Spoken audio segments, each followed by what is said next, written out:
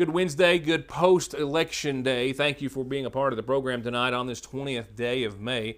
Election result coverage beginning in just a few moments, as much as I can get to you following last night's live election results. I'll talk about that. I have a few other announcements and a lot of election news that all starts in just a few moments. We'll also be talking about changes in your weather that I suspect will be changing before I leave you if you're watching the early show. I wish I had a better outlook for you for the Memorial Day weekend, but I do not. We are talking about not so much severe weather as far as winds and things of that nature, but we're talking about rainfall that over the course of days could cause some flooding issues. Can't say for sure one way or the other right now, but I can tell you there's a lot of green. It's mostly all green as far as your forecast is concerned all the way through Memorial Day, the weekend Memorial Day and beyond. This is just a pattern that we're going to be in for quite some time. It starts with a cold front coming through right now as we speak. We did see some nice weather today, and it got hot again. That's all coming to an end again, so we'll have an updated forecast in just a few seconds. So thank you all for those of you who tuned in for live election results last night. My apologies for the sound, and you may not have noticed because you didn't know my intentions, but the sound board that allows me to talk to you during the broadcast apparently did not survive the McGoffin County Rescue Squad auction. I could not get it to function at all. It was just completely dead. I did have, of course, fortunately, the internal mic on the camera to be able to, of course, hear our county clerk read all the results and everything that was going on. And we were trying to keep you up to date as possible with tallies across the bottom of the screen. But my apologies. I have since ordered a replacement that will be here well before November. Now, as far as election coverage, we're going to get to numbers in just a few seconds. I have a few other things to discuss, however. I can confirm that there were several reports of violation of voting laws and investigators following up on such here in McGoffin County a day or two leading up to the election and election day yesterday. The Attorney General here looking into what I know personally as a number of calls. That's all the information we have. They've not released their official statements as of yet to give any more detail than that. We, of course, will let you know. I do have very unofficial vote tallies for you in just a few minutes. I'll explain why they're very unofficial in a few seconds. I can also tell you that we do have word coming into the Syersville Independent in your news today from Republican McGoffin County Judge Executive candidate Tommy Howard that he is going to request a recanvass in his race, which came down to a mere few votes last night against former Judge Executive Charles Hardin. I'll have those numbers in just a few seconds, but we have been told that a recanvass, which is the initial step, will be requested by him. And that will, I believe, if the calendar is as it always is, will take place next Thursday. With that said, voter turnout, numbers, ballots cast, who they were cast for in McGoffin and Johnson counties next. There are buttons to button, snacks to prepare, math problems to help with, and boo-boos to kiss. If you have people who need you, you need life insurance. Talk to a Kentucky Farm Bureau agent about a policy that protects the ones you love. Kentucky Farm Bureau Insurance. Big on commitment.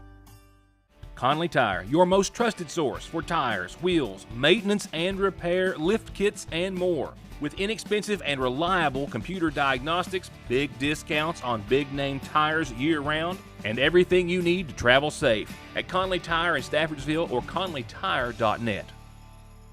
At the Pierrest School, students are challenged and supported every day. With so many fantastic students, this week's Student Spotlight of the Week is Queenie Hatton, First Honor Student, President of the Student Council, President of the Drama Club, President of the Environmental Club, Vice President of the Calisons Movement, Vice President of the National Honor Society, and is a biology major still in the process of choosing a college.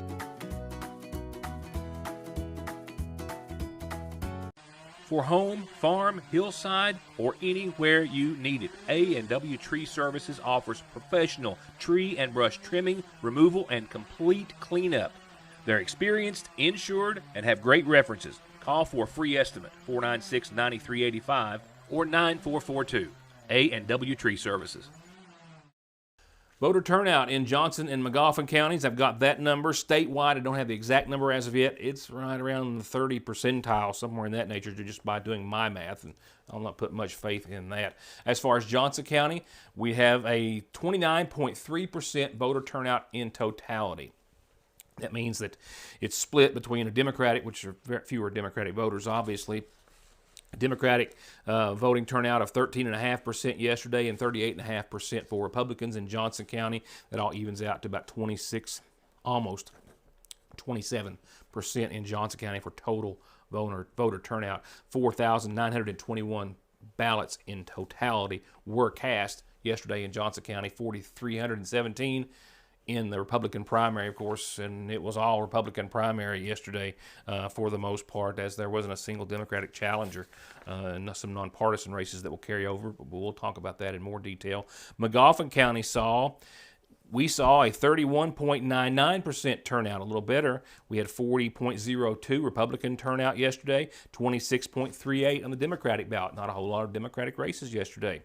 A lot of those were unopposed, and a lot were carryovers, and we'll talk more about that in just a few seconds. In Magoffin County, 2,905 total ballots cast, 1,703 Republican and 1,202 Democrat. From there, let's go ahead and start with our state races in Magoffin County. Again, these are unofficial results. They're always unofficial until certified, which usually takes a couple of days. We did have a few little problems last night with getting the numbers together. There is some discrepancies, I believe, in some of these totals, but none of them changed the outcome in any of the races, so we'll still refer to them as unofficial as always. I'll start off with some of our state races. U.S. Senate race, Andy Barr carrying the viewing area and the state on the Republican ballot, getting the nomination, 283,703 cast in the Commonwealth yesterday. He will face challenger Democrat Charles Booker with 155,487 votes cast on the Democratic side. That's after Andy Barr defeated Daniel Cameron by more than 140,000 votes, and Booker defeated Amy McGrath by about 35 or 40,000. Senator Brandon Smith will remain as such, the state senator for District 30. Challenger, though, Bill Wesley gave him a run. Smith 7,275, Bill Wesley 6,248 in totality. Brandon Smith carrying Magoffin County and, of course, carrying again his District 30. And U.S. House District 5, Representative Harold Hal Rogers, is now going back to the November general election for what will be his 24th time. This after defeating a long list of candidates, getting 77.5% of the vote originally. He now faces Prestonsburg attorney Ned Pillersdorf, who was unopposed in yesterday's primary. So we will have that race in the fall.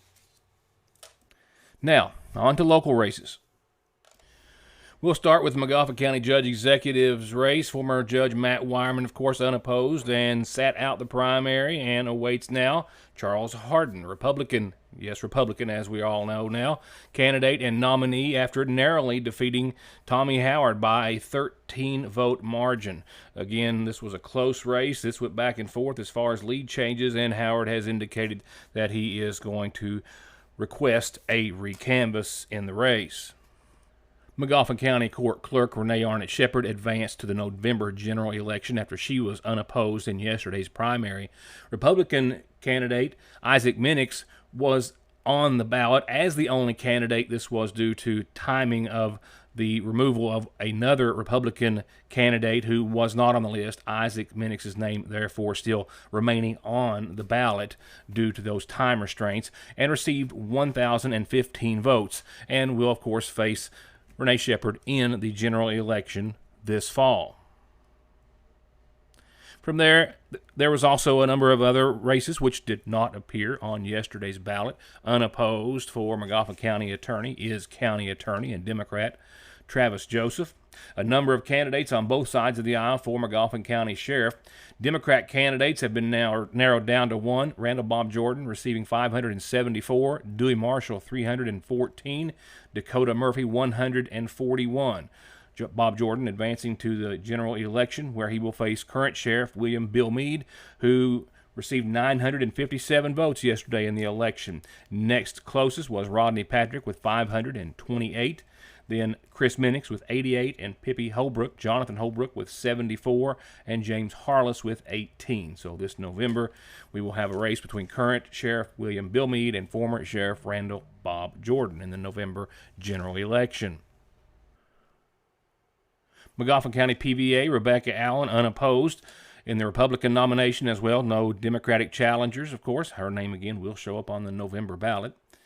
Magoffin County Jailer, Brian Montgomery, receiving and again getting the Democratic nomination with 953 votes. Challenger Teddy Jenkins, total 200 here in yesterday's election. Montgomery goes on to November. Will face Robbie Russell, who is running for jailer on the Republican ballot, who was unopposed yesterday.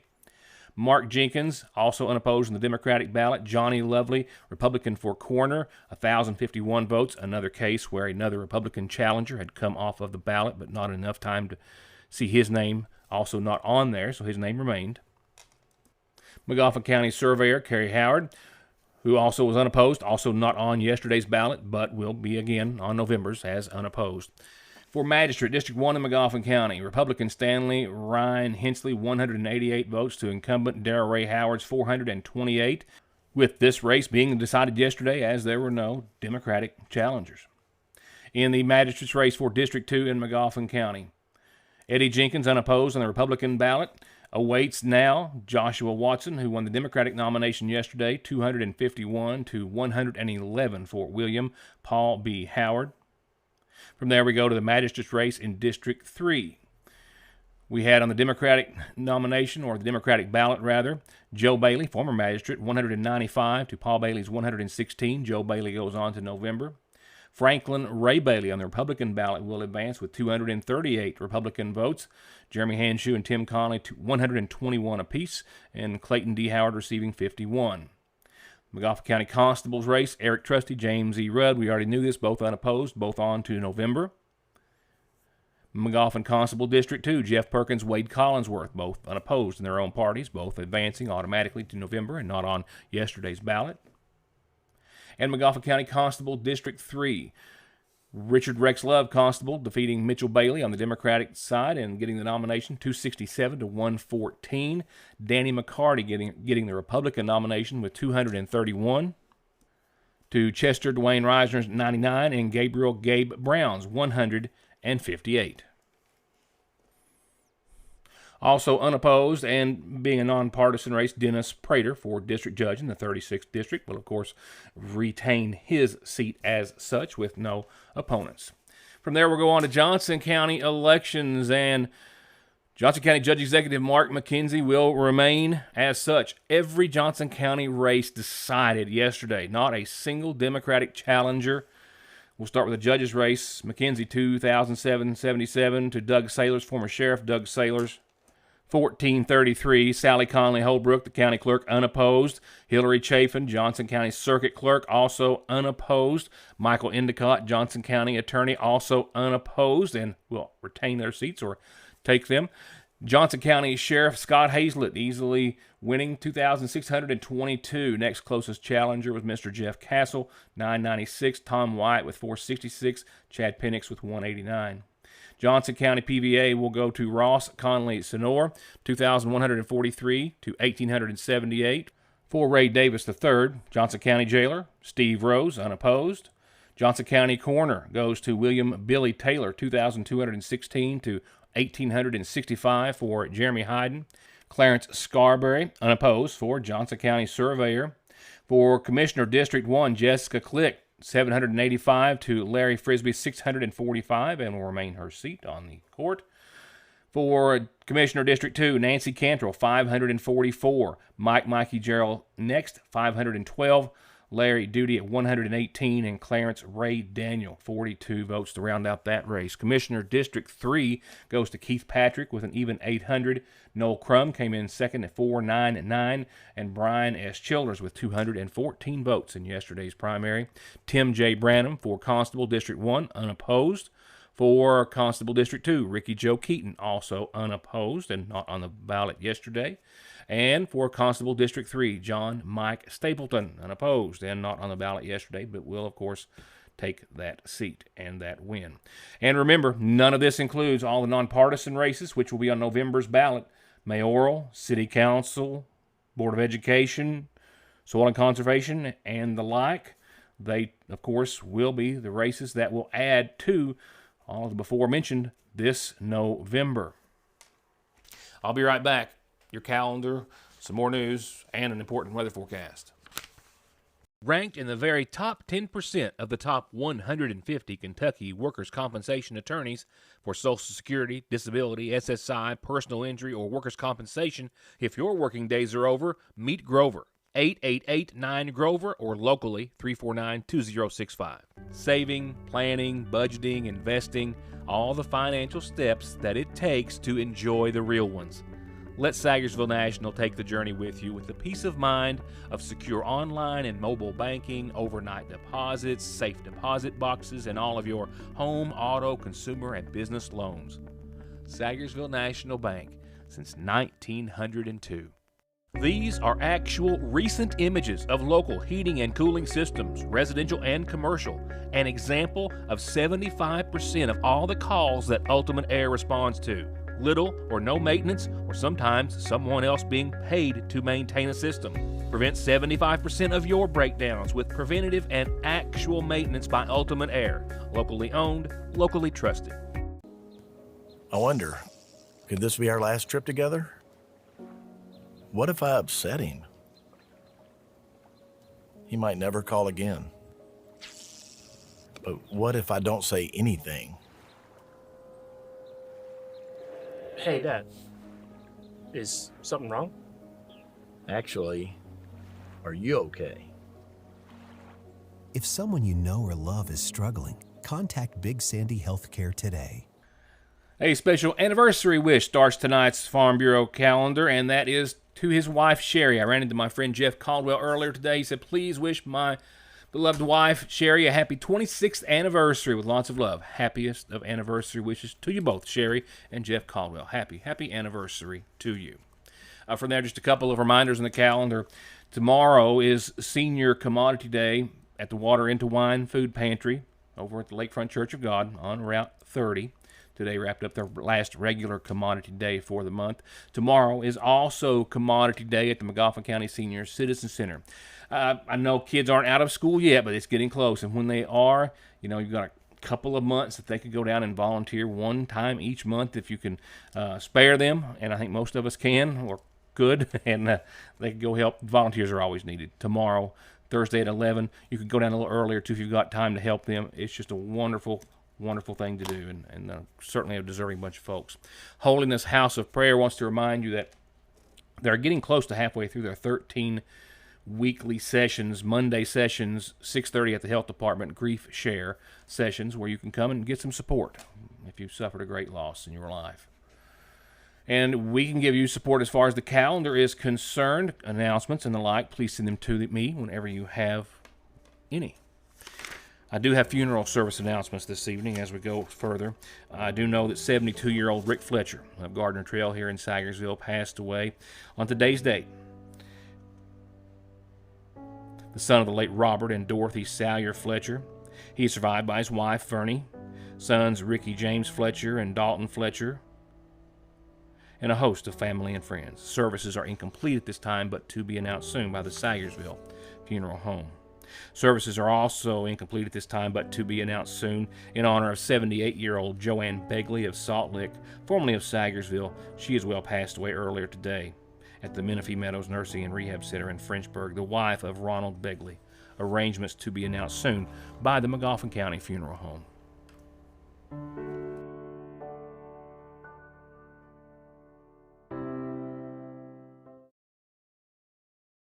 Atrial fibrillation is one of the more common rhythms we see. AFib is an arrhythmia of the heart where the top part of the heart is beating erratically and out of sync with the bottom part of the heart. The electrophysiology service is made up of a team of healthcare providers, and that includes an electrophysiology lab where we're able to do procedures to help repair heart rhythm problems. When a patient becomes heart rhythm free, it can really restore their life. ARH, more for Appalachia. Fact number 1, seasonal allergies can happen year-round. Fact number 2, sometimes you can just literally see them, and you just can't always avoid allergens. So talk to your doctor about prescribing allergy medications and explore over-the-counter allergy relief with the professionals you trust at Parkway Pharmacy in Salyersville. Youth. Experience. Modern solutions to modern problems. Proven solutions to legal problems. An emerging face in the courtroom. A known presence in the courtroom. Together, we are multifaceted. Together, we will do right by you. If you are having any legal issues at all, just relax and call Max. If a car wreck is causing you pain, just pick up the phone and call Donald Wayne.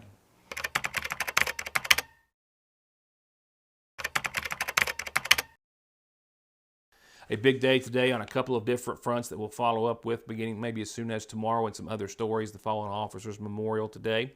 Some local representatives, McGoffin County Sheriff Bill Meade, some of his deputies as well, and others, and that has a McGoffin County connection that we'll be telling you about as well. Also, the McGoffin County Health Department here in McGoffin County, one of 5, taking a big leap forward toward improving the health and well-being of residents across eastern Kentucky. They're coming together to leverage their collective resources, expertise, and partnerships to confront chronic disease epidemic throughout the Big Sandy region. Floyd, Johnson, McGoffin, Martin, and Pike County departments all came together today to officially announce this big initiative, and I'll have much more on that starting tomorrow. With that said, weather is changing rather quickly, and we're going to switch right to local Doppler radar and show you what's bearing down on the viewing area right now, and this is just some of what's to come over the next several days. And again, sorry to say that this pattern looks to carry us all the way through the holiday weekend and then some. I don't think it's showing up on the monitor behind me, but on the one that I've got zoomed in, I can see the rain starting to fall. That's out and ahead of what we see here. Several cells, some showers and thunderstorms. This is a cold front causing the disturbance tonight. And then we've got a couple of different systems, several different waves throughout your 7-day that will keep us in this type of a weather pattern for the end of the week, the weekend, and more. With a severe thunderstorm watch in effect for the viewing area for essentially the rest of the evening. And with all of that in mind, more of the same. A cold front kicks it off, as we just spoke of, but we've got a long laundry list of scenarios of showers and storms, and there is a real potential to really watch this all start to add up over the course of the next several days. Sorry, again, this is not the Memorial Day forecast that you were hoping for to any degree.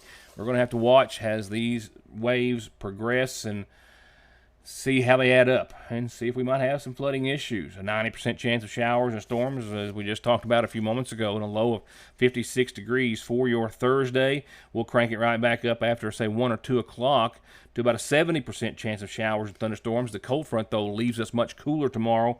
89 today, 68 tomorrow. Patchy fog to start off the morning, and again, more afternoon showers and thunderstorms. We're talking about a quarter to a half inch of rain during the day, maybe another half inch on the high side tomorrow night, and that does not take into account any thunderstorms. So anywhere from maybe a half to an inch of rain over the course of your tomorrow. Follow that up with Friday showers and storms, temperatures picking up and recovering to about 77, but we're talking about another 3/4 of an inch of rain maybe on the high side on Friday to add to that possible inch tomorrow. And remember, these are just, as always, weather predictions. We're predicting that the Memorial Day weekend is going to be just like this week. Saturday, showers and thunderstorms after, say, 11 or so in the morning to the tune of 90%. Temperatures in the upper 70s. I don't have any rain amounts on your Saturday as of yet. Still a little too far out, but we're going to keep an eye on all of this. The Sunday of Memorial Day weekend, 81, 63, more clouds and a 70% chance of some showers. We might see cloudy skies become partly sunny in the afternoon, kind of leaving that out there. We'll see. I'm hopeful, but still, even if we do, 70% chance of showers and storms on your Sunday. Memorial Day, 76, cloudy, 80% chance of showers and storms. Not much more you can add to that right now. Tuesday, 79, mostly cloudy, 70% chance of showers and storms. Man, just not letting up.